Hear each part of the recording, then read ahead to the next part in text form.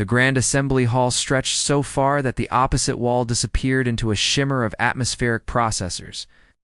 Marcus Webb stood alone on the defendant's platform, a circular stage floating 3 meters above the polished floor. Above him, the crystalline dome revealed the Andromeda Nebula in brilliant purple and blue. Around him, rising in massive tiers like an ancient amphitheater, sat 3,000 delegates, representing every major species in known space. Marcus had been Earth's ambassador for 30 years. It negotiated trade deals, settled disputes, and represented humanity in 100 diplomatic functions. But nothing prepared him for this moment. The platform beneath his feet hummed with energy, designed to keep all attention focused on whoever stood accused. Every eye, sensor, and optical organ in the chamber watched him. Council Primus Thononax rose from his elevated throne. The Valkyrie stood 4 meters tall, his 4 arms spread wide in a gesture of judgment. His voice boomed through translation devices embedded in every seat. Ambassador Webb, humanity stands accused of 17 violations of galactic law. Thononax's voice echoed through the vast space. You have expanded beyond your designated sectors. You have established unauthorized trade relationships. You have refused to share defensive technologies with Council oversight.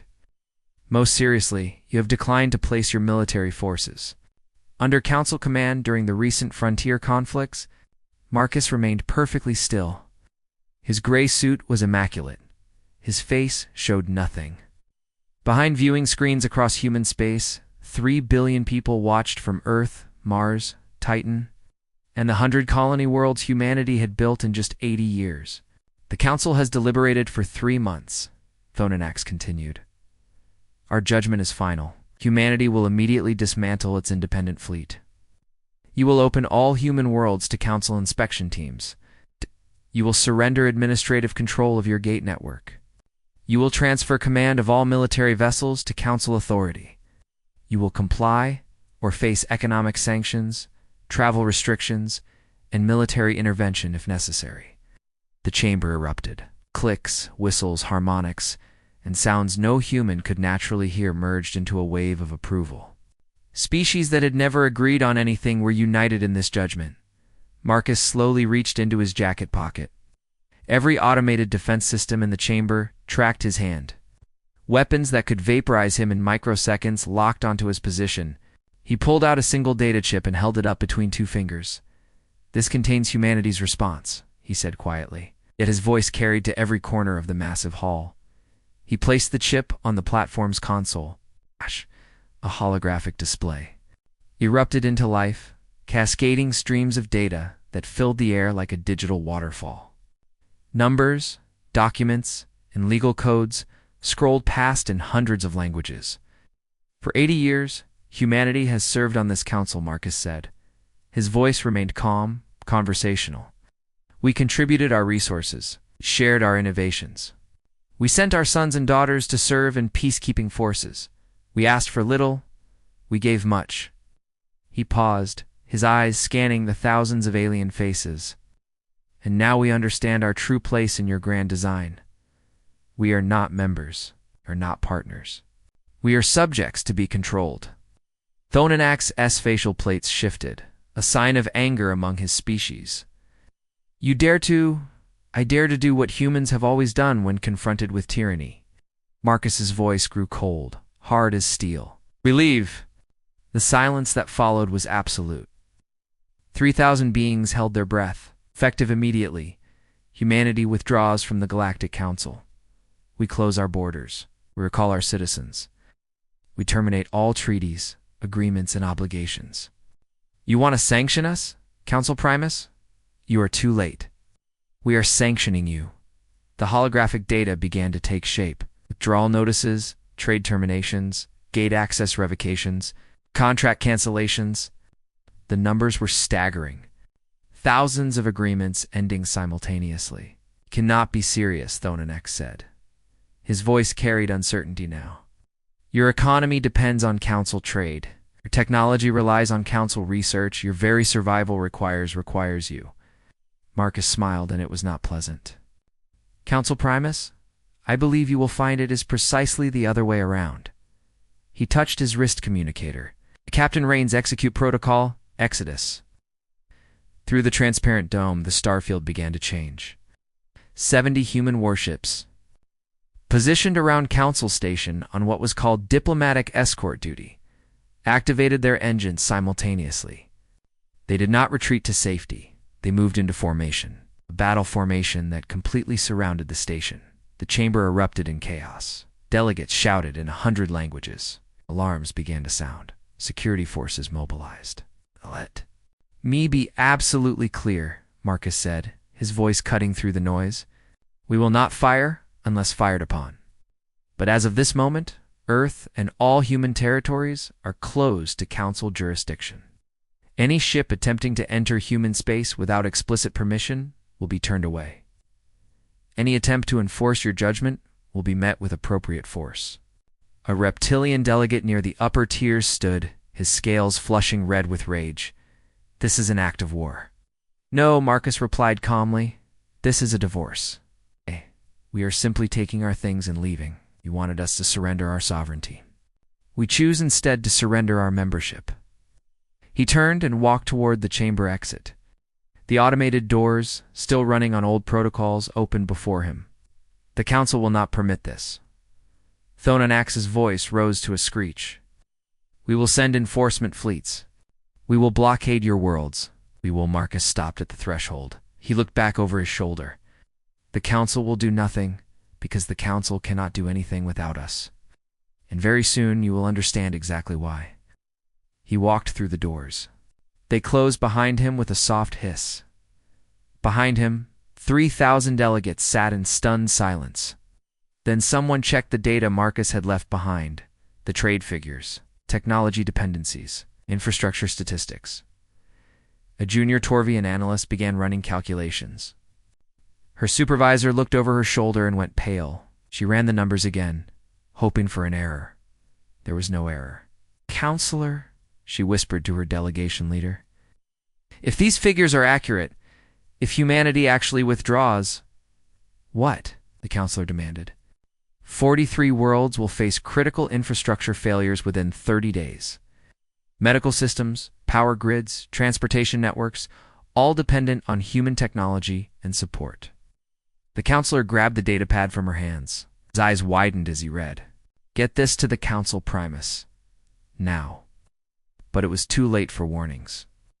Across Council space, human personnel were already moving. Embassy staff packed their belongings. Scientists at research stations boarded shuttles. Merchants liquidated their assets. Military advisors departed their posts. The withdrawal was not impulsive. It was perfectly choreographed. Marcus reached his shuttle and climbed aboard. Through the viewport he could see Council Station, that massive symbol of galactic authority, floating against the stars. For 80 years, humanity had worked to earn respect within those walls. They had been patient. They had been cooperative. They had been model members of the galactic community. And in return, they had been treated as useful tools to be controlled. Take us home, Marcus told the pilot, as the shuttle accelerated away from Council Station. Marcus pulled up a secure channel. Fleet Admiral Catherine Okonkwo's face appeared on the screen. Ambassador, she said. It is done, Admiral. Phase 1 complete. Begin Phase 2. Understood. All human gates are transferring to lockdown protocols now. Marcus nodded. Phase 2 would hurt. It would hurt everyone, including some species that had been genuine friends to humanity. But there was no gentle way to extract themselves from 80 years of integration. You could not carefully remove one card from a house of cards. Sometimes, you had to let the whole structure fall. On Council Station, in the emergency session that convened immediately after Marcus's departure, Anax stood before a room full of angry delegates. His confident authority had evaporated. We must respond with force, a military commander insisted. Show humanity they cannot defy the Council. With what? Small voice asked from the back. It was the Torvian analyst who had run the numbers. Show them with what? 70% of our freight moves on human-managed ships. Our hospital equipment runs on human medical technology. Our gate network depends on human navigation systems. Even the life support in this chamber uses human atmospheric processors. The room fell silent. They did not just leave, the analyst continued, her voice shaking. They were holding us up this entire time, and we never even noticed. The battle lasted 3 minutes and changed everything. Fleet Captain Thorlik of the Hexorian Enforcement Division commanded 47 warships from 6 different species. His fleet had maintained peace along the Outer Rim for 20 years. They had never lost an engagement. As he positioned his vessels around the human evacuation convoy near Haxor Gate, he felt completely confident. The human convoy consisted of 18 civilian transports carrying 10,000 evacuating personnel. Only 5 destroyers escorted them. The math was simple. 47 against 5. Thorlik opened a communication channel. Human vessels, you are ordered to stand down and return to Council space. Your evacuati. On is illegal under Council law. Refuse this order, and we will disable your ships and take your civilians into custody for processing. The response came from Commander Patricia Voss, aboard the destroyer Perseverance. Her voice sounded almost bored. Council fleet, you are interfering with a peaceful withdrawal. This is your only warning. Disperse immediately, or we will interpret your actions as hostile. Thorlik could not help himself. He laughed. The translator carried his amusement to the human ship. 5 ships against 47. Commander, I admire your courage, but surely you see the situation. Surrender now, and we will treat your civilians well. 45 seconds, Voss replied. Until what? Thorlik asked. The human destroyers did not fire weapons. They activated something else. Something that made every sensor on every Council ship scream warnings. Simultaneously, space itself seemed to twist around Thorlik's fleet. Invisible hands grabbed each vessel and held them perfectly still. His helmsman pushed the engines to full power. The ship did not move. Around him, 46 other captains reported the same impossible situation. What is happening? Thorlik shouted. What have you done?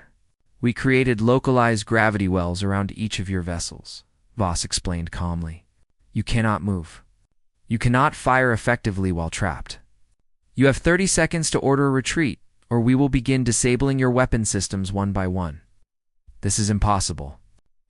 Thorlik's tactical officer stared at his instruments. The power requirements alone. No known technology can generate artificial gravity fields of this magnitude. Nothing in Council databases, even theoretically. 20 seconds. Thorlik understood military situations. He had commanded fleets for 30 years. He knew when he was outmatched. More importantly, he knew when the fundamental rules of engagement had changed. Humanity had not shared their defensive technology with the Council. Everyone assumed that meant better armor, improved shields, enhanced point defense systems. Standard military advancement, this was not standard. This was something completely outside known physics. All ships, full retreat. Thorlik ordered, disengage immediately. The moment his vessels activated retreat protocols, the gravity wells vanished. 47 warships suddenly lurched forward as their engines, still at full power, found no resistance. 3 ships collided with each other before their helmsmen regained control. The rest scattered in disarray. The human convoy continued through the gate without slowing. Without even acknowledging the Council fleet's existence, Thorlik sat in his command chair, his hands shaking. He had just been defeated without a single shot fired. His fleet had been rendered completely helpless by technology he did not understand, could not counter, and had never imagined existed. He sent his report to Council Command. He did not sugarcoat the situation. Recommend immediate cessation of all hostile actions against human forces. We are completely outmatched. I repeat, completely outmatched. The response from Council Command was silence. Back on Council Station, the emergency session had been running for 20 hours. Delegates slept in their chairs. Staff brought food that no one ate. The holographic displays showed a galaxy in chaos. Ambassador. Scylla of the Torvian Confederation stood and requested permission to speak. Thononax, his forearms hanging limply, nodded permission. I warned this council 6 years ago, Scylla said. Her voice was tired but firm. I told you that humanity was not like other species. I explained that when humans feel disrespected, they do not revolt openly. They do not make threats. They quietly prepare until they can leave on their own terms. You did not listen. We had no choice, a Valkyrie delegate protested. Humanity was advancing too quickly. They were destabilizing the established order. They were advancing, Scylla agreed. And rather than learn from them, rather than truly partner with them, you decided to chain them. You created violations that did not exist. You demanded submission disguised as compliance. And you gambled that they needed the Council more than the Council needed them. You gambled wrong, Thononax found his voice. They will return. When their economy collapses without Council trade, when their technology stagnates without Council research collaboration, they will come back. They will beg to be readmitted, Shalmsila said to her aide. A new hologram appeared. It showed human territories, human trade routes, human colonies. Every system was functioning normally. Gates between human worlds operated smoothly. Trade flowed without interruption. Research stations continued their work. The human economy had not collapsed. It had not even stuttered. They were never dependent on us, Scylla said softly. We were dependent on them. They built redundant systems throughout their territory. They maintained complete self-sufficiency while pretending to need Council support. They were prepared for this day, Council Primus. They have been prepared for years.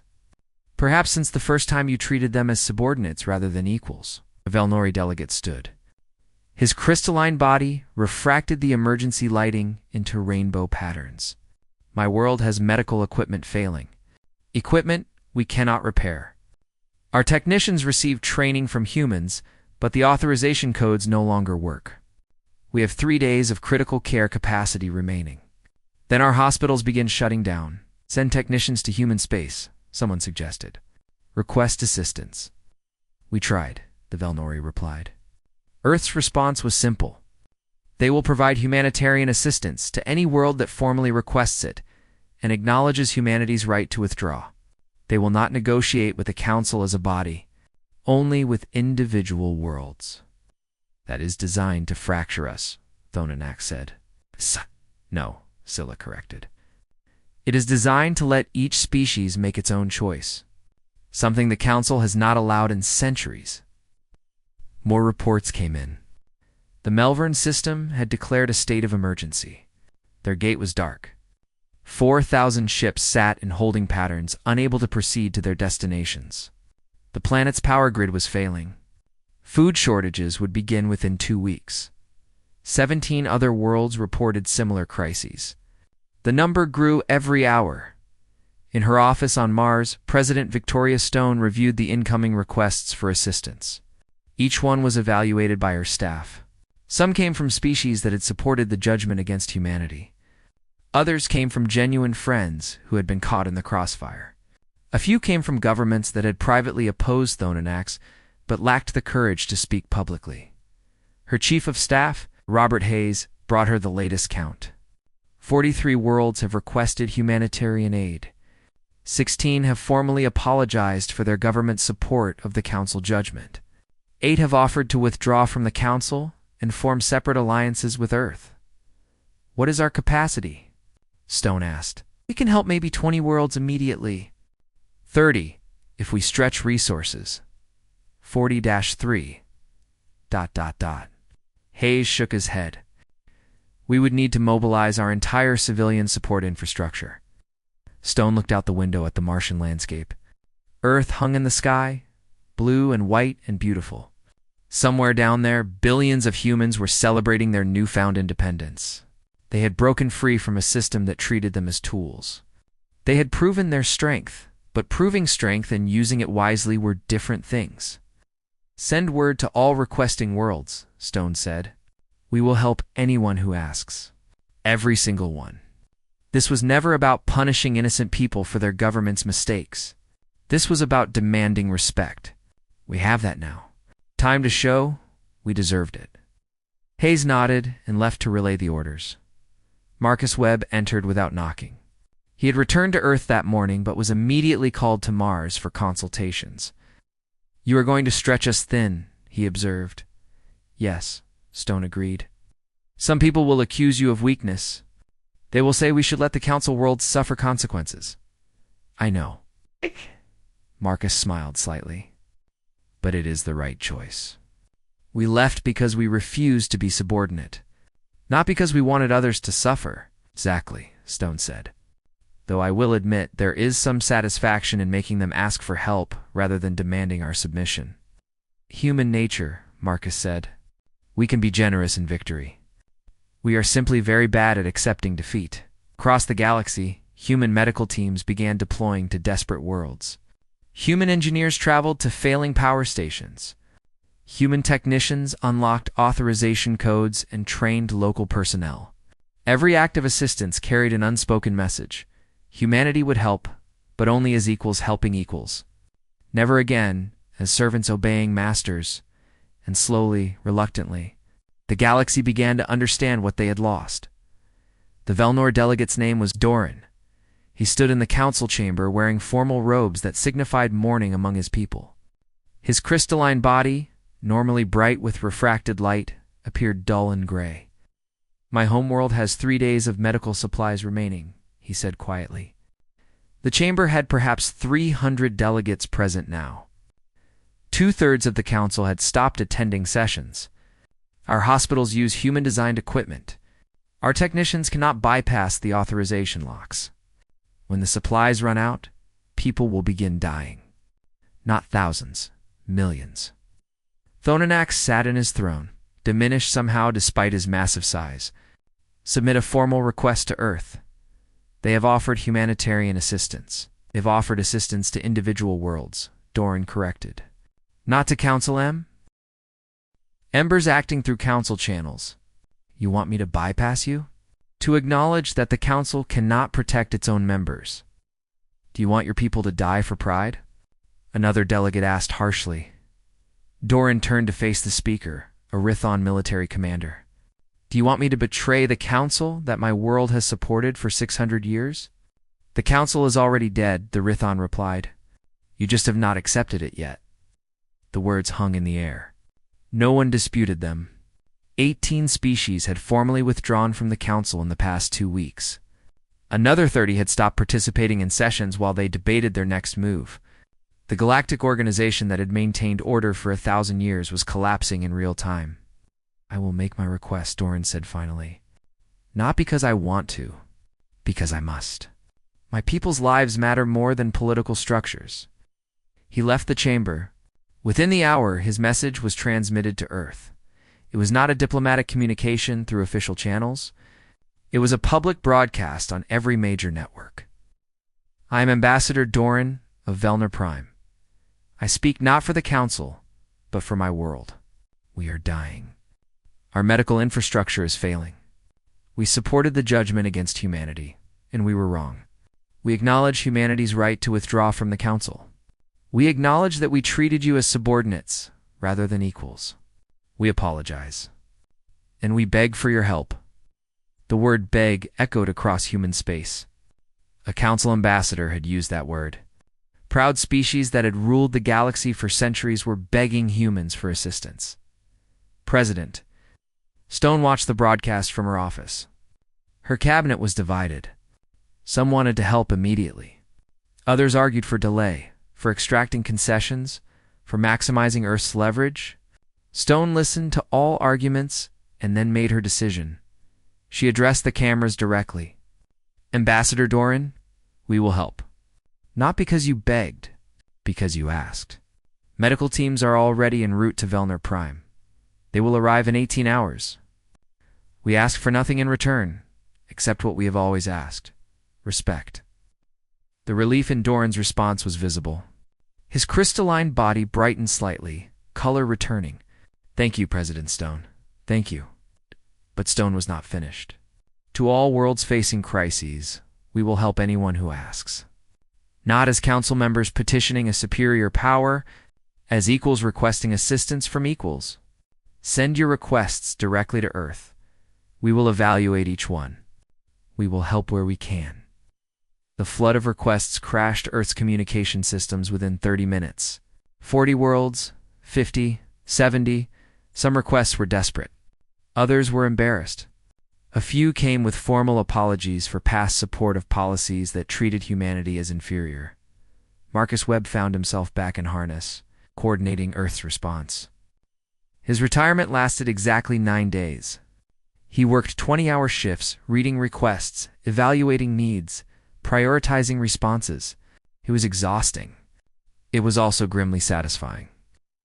"We are becoming exactly what the Council was," his assistant Jennifer warned. "Everyone depends on us. Everyone needs our help." "With one difference," Marcus replied. "We are helping, not ruling. Any world that wants to develop their own capabilities, we will teach them. We are not creating dependencies. We are building partnerships. Will they see the difference?" Jennifer asked. "Some will," Marcus said. "Some will not. We cannot control how others interpret our actions. We can only control the actions themselves." On Council Station, Thonanex faced a formal vote of no confidence. His own species had recalled him, unwilling to be associated with his disaster. The Council Primus, who had ruled galactic affairs for 15 years, was finished. Ambassador. Scylla became temporary council leader by default. No one else wanted the position. She immediately sent a message to Earth, requesting a private conversation with President Stone. To her surprise, Stone agreed. They met via secure holographic communication. Stone appeared in Scylla's empty office, her image perfectly rendered. "Thank you for agreeing to speak," Scylla said. "You opposed the judgment from the beginning," Stone replied. "You warned them this would happen. I see no reason to refuse your request." "I want to propose something radical," Scylla said. "A new galactic organization, built on genuine equality. No species dominates. No decisions are imposed. Every member has equal voice. I want Earth to be a founding member." Stone was quiet for a long moment. "Why would we join anything?" "We left specifically to avoid being subordinate." "Because isolation serves no one," Scylla answered. "Humanity is not isolationist by nature. You explore. You reach out. You build connections. You left the Council because we failed you, not because you wanted to be alone. Let us build something better. Not a council of the powerful, but a compact of equals." "Compact," Stone repeated. "The new galactic compact. No permanent leadership. No veto powers. Just species working together because they choose to, not because they must." Stone considered the proposal. "We would need guarantees. Humanity will not submit to external authority again." "Full sovereignty for all members," Scylla agreed. "No one commands another's military. No one controls another's territory. We coordinate, we cooperate, but we do not control." "Send me the formal proposal," Stone said. "I will have my people review it. But Scylla, understand this. If we join, and if this new compact starts behaving like the old council, we will leave again. We are done being patient with those who cannot respect us." "Understood," Scylla said. "Perhaps that is the best guarantee. The knowledge that any member can leave if they feel mistreated. It will keep all of us honest." After the conversation ended, Stone sat alone in her office. Mars glowed red beyond her window. Earth hung in the sky beyond. She had led humanity through the greatest political crisis in their spacefaring history. They had one. They were free. They were respected. But freedom came with responsibility. Earth now had the power to shape galactic civilization. The question was what shape they wanted to create. Her secure terminal chimed. Intelligence reports from Fleet Admiral Okonkwo. 3 militaristic species had formed their own alliance in the chaos. They were expanding aggressively into former Council territories that lacked protection. Early reports suggested they were preparing for larger conflicts, Catherine Stone said when Okonkwo's face appeared on screen. "What is your assessment?" "War is coming," Okonkwo replied bluntly. "Maybe 6 months. Maybe a year. These species see the Council's collapse as opportunity. They will push boundaries until someone pushes back. And if humanity does not push back, others will suffer. Weaker species without strong militaries? Isolated colonies? Trade routes? It will be chaos. Stone closed her eyes briefly. We did not want this responsibility. No one ever does, Okonkwo said. But we have it anyway. The question is what we do with it. Stone made her decision. Send a message to the aggressive alliance. Make it clear that any attacks on species seeking to join the compact will be considered attacks on compact interests. We will not tolerate predation. They will test us, Okonkwo warned. I know, Stone said. Let them. We will show them the same thing we showed the Council. We do not seek dominance, but we will not accept being dominated, and we will not stand by while others are dominated either. Around the galaxy, the pieces were moving into place. A new order was emerging from the chaos of the old. Humanity had broken the Council. Now they had to help build something better, or watch the galaxy descend into conflict worse than anything the Council, for all its flaws, had allowed. Marcus received a message from his Velnori friend Doran. It was short and personal. We do not want you to save us, it read. We want you to teach us to save ourselves. Can you do that? Marcus forwarded the message to Stone with a single comment.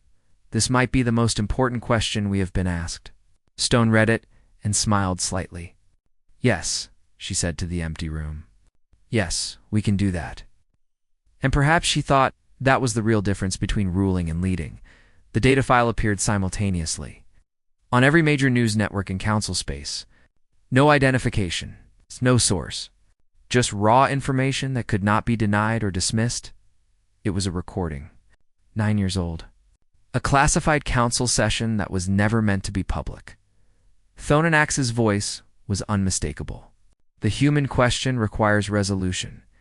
They advance too quickly. In 80 years, they have developed technologies that took most species centuries. They establish colonies at rates that threaten established territorial boundaries. Their economic growth destabilizes traditional trade patterns.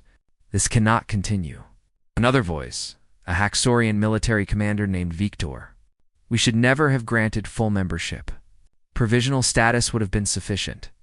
We could have controlled their expansion, monitored their development, limited their influence. It is too late for that, Thonenax replied, but we can contain them going forward.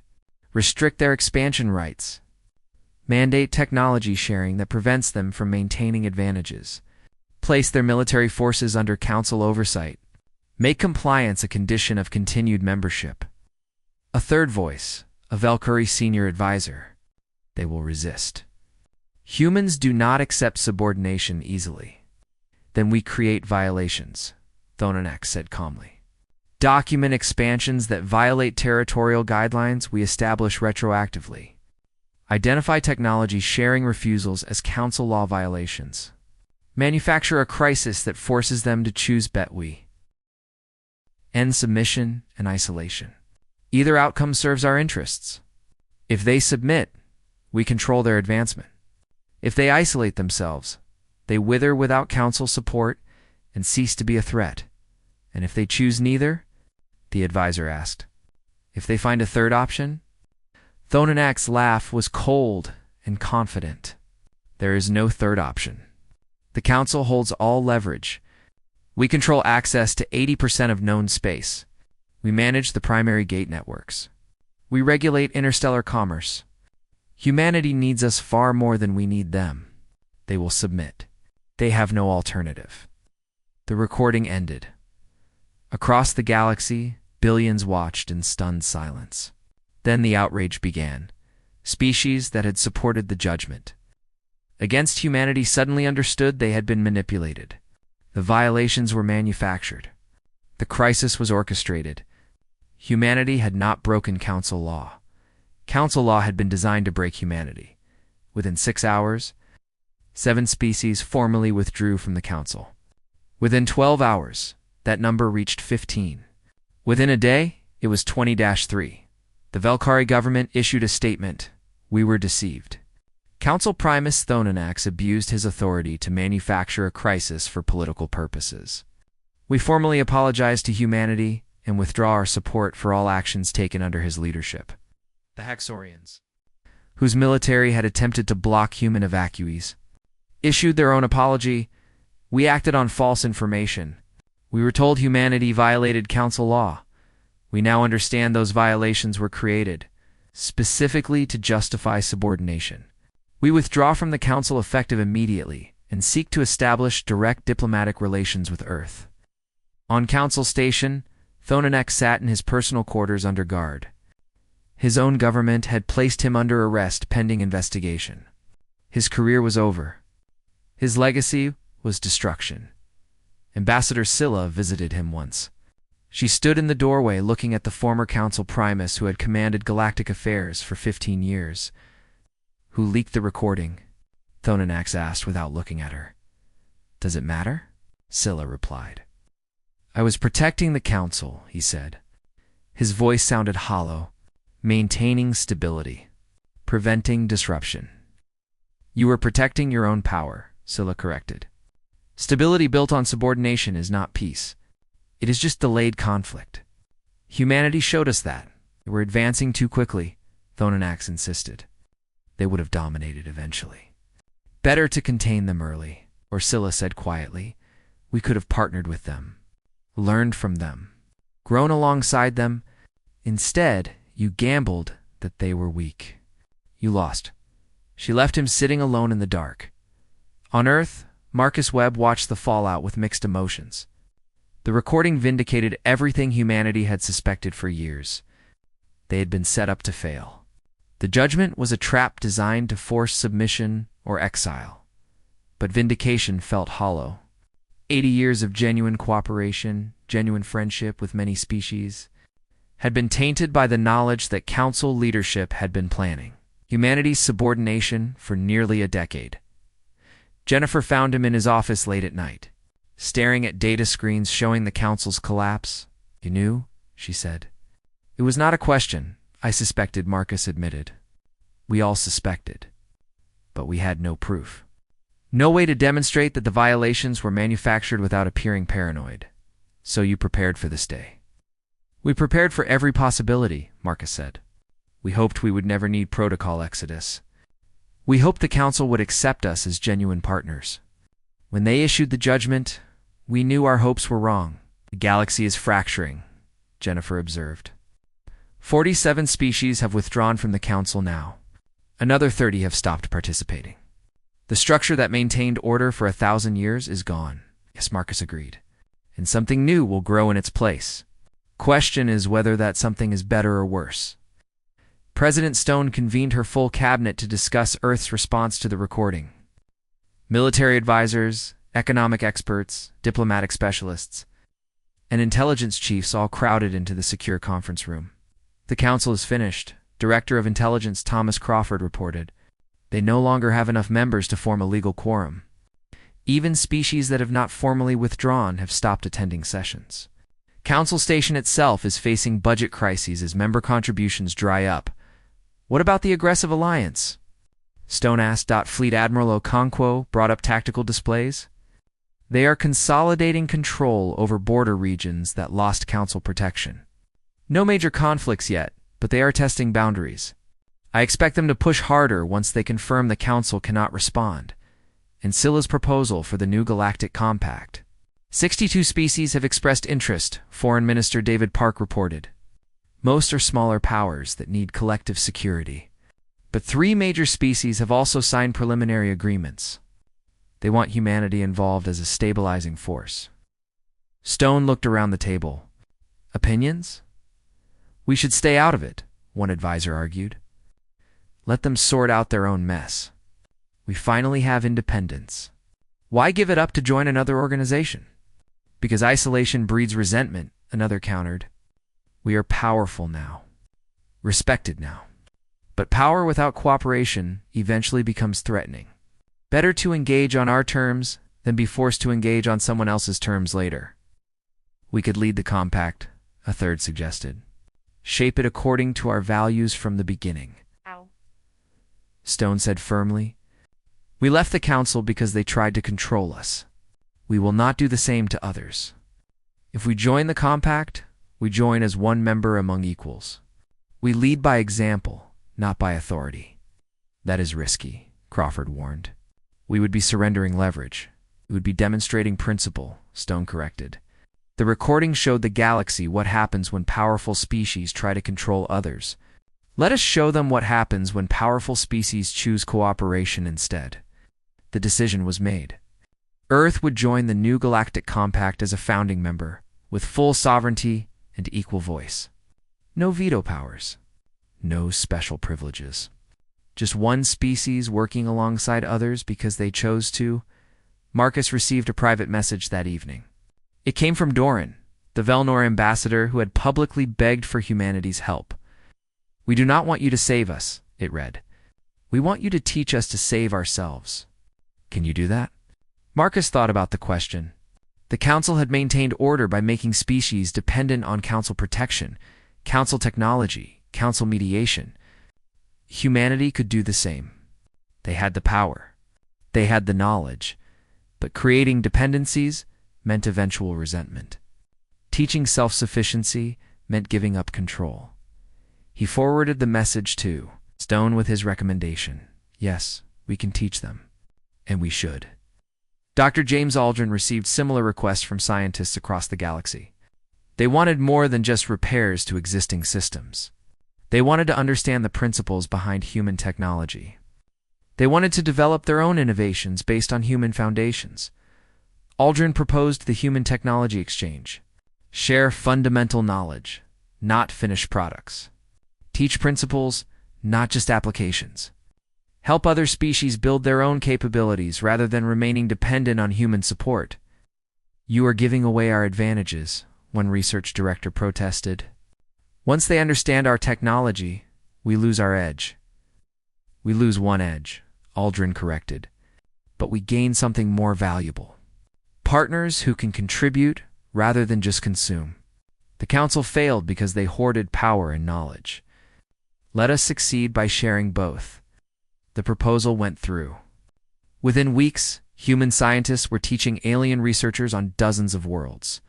Not just maintaining equipment, but explaining how it worked.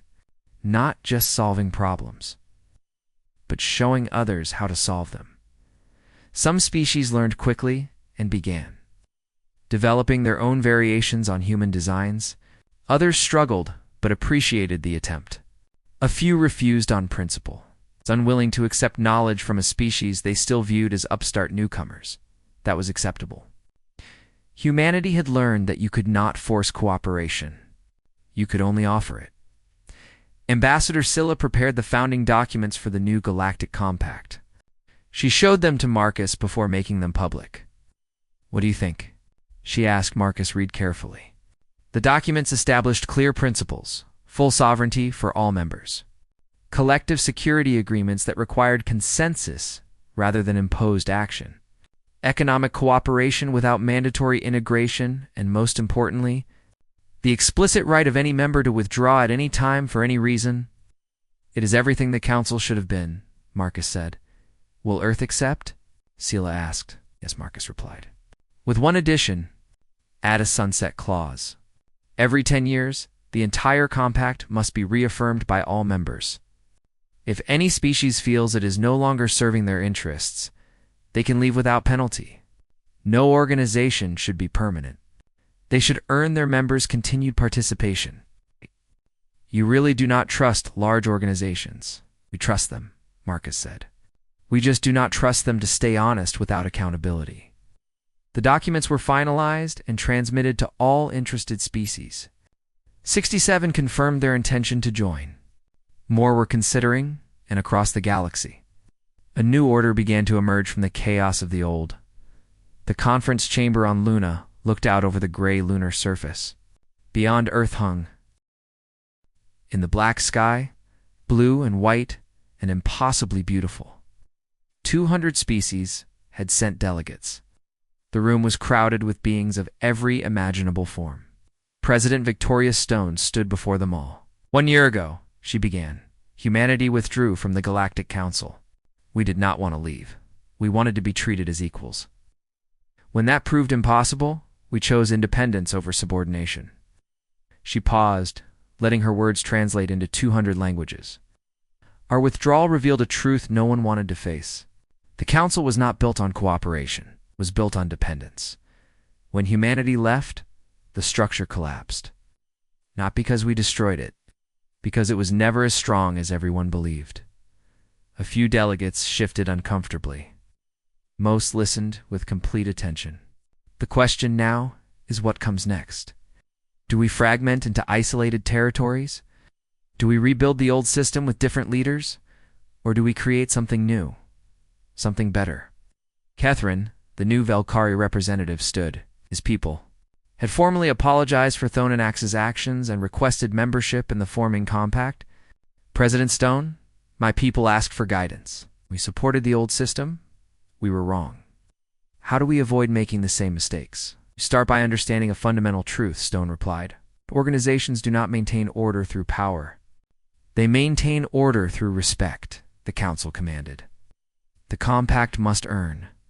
Beautiful words, a harsh voice interrupted from the back. It was a Draxian representative, one of the aggressive alliance species, but empty. You claim you want cooperation, yet you control the gates. You control the medical technology. You control the infrastructure that keeps half the galaxy functioning. You are just the Council with a different name. Stone did not flinch. Right. Humanity does control many critical systems, but we are actively teaching other species to build their own. Every world that wants independence in medical technology, power generation, or gate management receives human assistance. We are not creating dependencies. We are building partners. And if we refuse to join your compact, the Draxian pressed. Then you refuse, Stone said simply. The compact is voluntary. No one is forced to join. No one is punished for staying independent. We work with those who choose cooperation. We respect the sovereignty of those who choose otherwise. Unless we threaten your interests, the Draxian said. Stone's expression hardened. Unless you threaten others, the compact is a mutual defense agreement. Attack a member, and you attack all members. But choose to remain peaceful and independent? That is your right. We will not interfere. The Draxian sat down, neither satisfied nor completely rebuffed. Ambassador Scylla took the floor. The new Galactic Compact has 3 founding principles. First, full sovereignty. No member surrenders control of their territory, their military, or their internal affairs. Second, voluntary cooperation. All decisions require consensus. No votes are binding on unwilling members. Third, and most important, the right to leave. Any member can withdraw at any time for any reason without penalty. That last point makes the compact weak, a Rithon military officer observed. If anyone can leave whenever they want, what holds it together? Common interest, Marcus Webb answered, standing to join the discussion. The Council stayed together through force and dependence. The compact will stay together because membership serves each species' interest better than isolation. The moment that changes, members should leave. That accountability keeps the organization honest. Who leads this compact? Someone asked. No one, Scylla replied. There is a rotating coordination council of 5 species selected by lottery every standard year. But they coordinate, they do not command. Major decisions require consensus among all members. It'll be slow, a Haxorian delegate noted. Council could act quickly because the Primus had authority. The Council acted quickly to make terrible decisions, Marcus said. We prefer slow consensus that serves everyone to quick authority that serves the powerful. The debate continued for hours. Species raised concerns, proposed modifications, argued about details, but slowly, gradually, consensus emerged. Species signed the founding charter of the new Galactic Compact that day. Another 43 committed to sign within the next standard month. Some species chose to remain independent observers. Others, like the aggressive alliance, rejected participation entirely. That was acceptable. The compact was not meant to rule the galaxy. It was meant to provide an alternative to isolation or conflict. 3 months after the compact's founding, the aggressive alliance tested the new organization's resolve. They attacked a Velnor colony world, claiming historical territorial rights. The colony had a population of 2 million and no significant military defenses. President. Stone convened the Compact Coordination Council. The discussion was brief. Attack a member, defend the member. That was the agreement. Fleet Admiral Okonkwo led the response personally.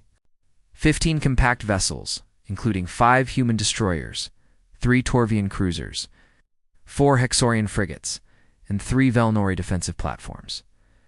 They arrived at the colony in perfect formation. The aggressive alliance had sent 20 warships. They expected an easy victory. Commander Patricia Voss, now promoted to admiral after the Haxorgate incident, opened communications.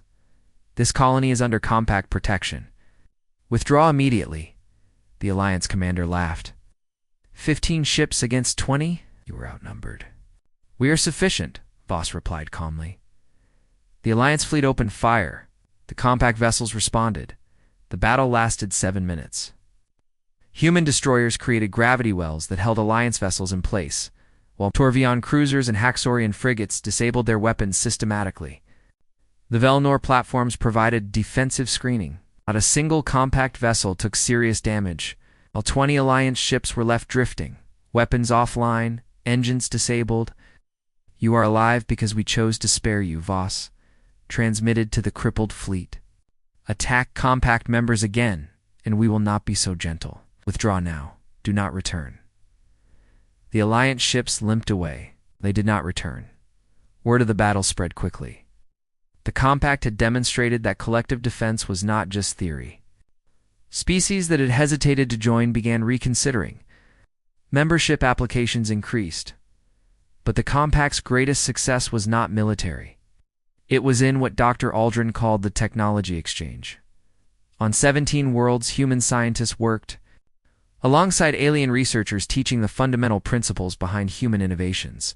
They taught power generation theory. They explained medical equipment, design principles, shared gate navigation algorithms. At first, progress was slow. Different species thought differently, learned differently, applied knowledge differently. But gradually, breakthroughs began occurring. A Velnor team developed a new medical scanner based on human principles, but adapted to Velnor physiology. A Torvian engineer designed a power plant that improved on human efficiency by 11%. A Rithone mathematician solved a gate navigation problem that had troubled human scientists for years. Humanity's technology was no longer unique. It was becoming collaborative. You were teaching away your advantages, Earth Senator complained during an oversight hearing. What happens when other species match or exceed our capabilities? Then we learn from them, Aldrin replied. The Council failed because they saw advancement as threatening. We succeed because we see it as collaborative. A galaxy where many species contribute innovations is stronger than one where only humans do. But they might use those innovations against us, the senator pressed. They might, Aldrin agreed. That is why we build partnerships alongside sharing knowledge. Species that develop technology with our help, that learn from our researchers, that work alongside human scientists, tend to become friends rather than enemies. Not always, but usually. Marcus Webb traveled extensively throughout compact space, helping newly joining species understand how the organization functioned. He met with governments, advised diplomats, mediated disputes. It was exhausting work. It was also necessary. On one trip, he visited Velnor Prime. Ambassador Doran met him personally. Your scientists have been invaluable, Doran said as they walked through the restored hospital complex. But more than that, they taught our people to solve problems independently. Last month, we had a power grid failure in the southern continent. Our own engineers fixed it without requesting human help. That would have been impossible a year ago. It was always the goal, Marcus replied. Not to make you dependent on us, but to make you capable alongside us. The Council would never have done this, Doran observed. The Council maintained power through dependence. Marcus agreed. The Compact maintained stability through partnership. It's very different approaches. They stopped at a memorial wall. It listed the names of Velnor who had died during the medical crisis that followed humanity's withdrawal. Thousands of names carved in crystal. Do you regret it? Doran asked quietly, leaving the Council, knowing what it would cost. Marcus was silent for a long moment. We regret that it was necessary. We do not regret the choice. Respect cannot be built on submission. Freedom matters more than convenience. Even when freedom is expensive. Doran nodded slowly. Thank you for that honesty. 1 year after the Compact's founding, the first reaffirmation vote approached. Every member would vote whether to continue participation or withdraw. It was the sunset clause Marcus had insisted on. Some diplomats thought it was unnecessary. Others worried it would destabilize the organization. President Stone addressed the Compact Assembly. Today, every member chooses whether this organization still serves their interests. This is not a formality. This is a genuine choice. Vote your conscience. Vote your people's needs. If the Compact no longer serves you, leave without penalty. We will respect that decision. The voting took 3 days as different species consulted their governments. The results came in gradually. 67 original members voted to continue. 43 newer members voted to continue. 8 species voted to withdraw, feeling their interests were better served by independence. The Compact accepted their departures without argument and maintained full diplomatic relations. Net result. The Compact had grown from 67 to 102 members. Ambassador Scylla met with Marcus after the voting concluded. The sunset clause worked. Species trust the organization more because they know they can leave. Ironic, Marcus observed. The Council tried to keep members through mandatory participation. The Compact keeps them through voluntary choice. And voluntary proves more stable. Will humanity stay? Scylla asked. Long term? As long as it serves our interests and respects our sovereignty, Marcus said. Which is exactly how it should be. The moment we feel subordinated again, we leave again. But I do not think that will happen. This organization was built on the lessons of the Council's failure. 5 years after humanity's withdrawal from the Council, Marcus Webb returned to what remained of Council Station. It had been partially abandoned, transformed into a museum and historical site. The massive chamber where he had announced humanity's departure was now a tourist attraction. He stood on the platform where he had stood that day, looking up at the tiers of empty seats. A few other visitors wandered through, taking pictures, reading historical placards. A young human couple approached him. "Excuse me, are you Ambassador Webb?" "I am," Marcus confirmed. "We are students," the young woman explained, "studying galactic history. Can we ask you something?" "Of course. Do you think humanity did the right thing? Leaving the Council?" Marcus looked around the empty chamber. "We did the necessary thing. Whether it was right depends on what came after. The Council was broken. We broke it further when we left. But from that breaking, something new grew. Something hopefully better. Was it right? Ask me in 50 years. Judge us by what we built, not just what we destroyed." "The Compact seems to be working," the young man observed. "So far," Marcus agreed. "But organizations are only as good as their members choose to be. The moment any of us stop respecting each other, stop choosing cooperation, it will fail just as the Council failed. Nothing is permanent except the choice to keep trying." Students thanked him and left. Marcus stood alone on the platform a moment longer, then turned and walked toward the exit. Behind him, the empty chamber stood as monument to what happened when power forgot to be tempered with respect. Ahead of him, across the galaxy, species that had once been enemies were learning to be partners. Humanity had not saved the galaxy. They had simply shown it that salvation was possible. The rest was up to everyone. Two halves retriclod can make mistakes. Please double-check responses. Sonnet 4.5